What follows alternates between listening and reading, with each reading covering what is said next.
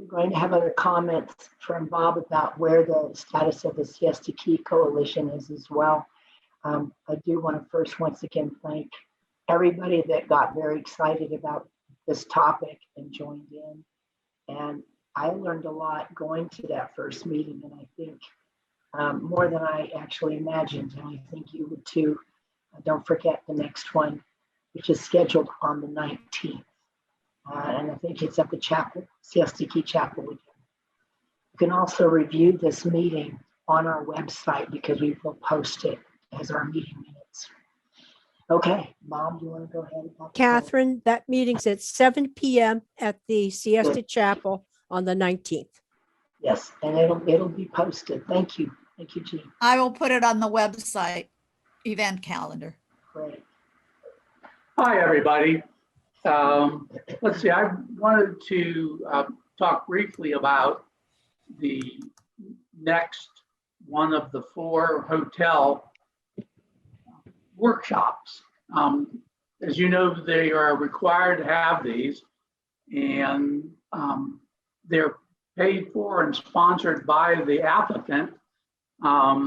This one is about the existing Siesta Key Resort that Mike Holderness is a partner in, and it's Monday at the 10th at, I believe it's 6 p.m. and it's a Zoom meeting.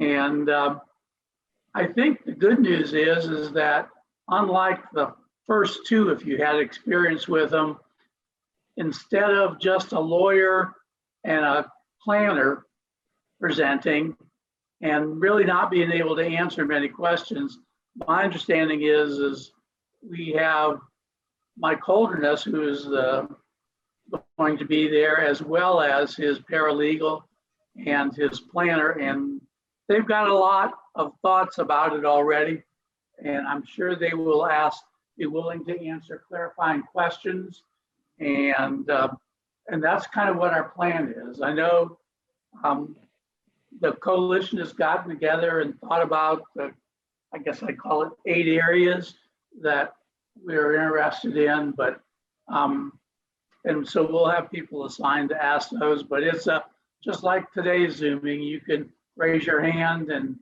ask a question. This one is a little bit of a different wrinkle in terms of height. They want to build 2 stories of parking, which takes them up to, let's say, nominally 24 feet. And then they want to build 3 levels of rooms above that, which is probably takes them up another 30 feet. So you're getting up to 50 feet high, which is, a lot less than the Robert Anderson Hotel that's going to be next door, and a lot less than the SKA Hotel, but similar to the Wells Fargo Hotel, I guess I'd say. And just like the first 2, this one requires a number of changes in the comprehensive plan and in the zoning code called the Uniform Development Code. So there's a lot of work to do on this. Once they've done this and documented it and have responded to our questions and answered them, then they'll be in a position to have the staff start working on reviewing their application for 75 days and then take it in front of the Planning Commission. We're looking forward to it. You can count on the coalition being well represented there. And I would say, not to make Mike nervous, but the coalition not only does have a great board of directors and set of officers, but they've got a very good lawyer, and they've now retained the services of a planner and an environmental consultant. And we're probably going to hire a traffic consultant in addition. So there's a lot of work that's going on. We're about 60%, 70% of the money that we need has been raised. And so we're still doing our ongoing, and I think we've been getting a lot of feedback. from people about the signs that we have out there. Unfortunately, we've also gotten some feedback from the code enforcement officer who said some of them are on public right of way and they're not allowed to be there. But we're busy fixing that as best we can. So unless there's any questions, I'd encourage you, you can go sign up to participate in this Zoom meeting. You have to pre-register. You can get that by going to the county planning website and looking for where to register. Added a link there. I added a link, Bob, on the chat box. In the meeting chat box, there will be a link to register. Thank you, Mike. That's very kind. I hope There is everybody also, I hope everybody shows up because there will be a lot of really good information. And my biggest concern is stopping a global floodgate for new unlimited hotels. Scares the heck out of should scare the heck out of everybody in this county. This is county-wide. But I think you'll be very, very pleased with what we have.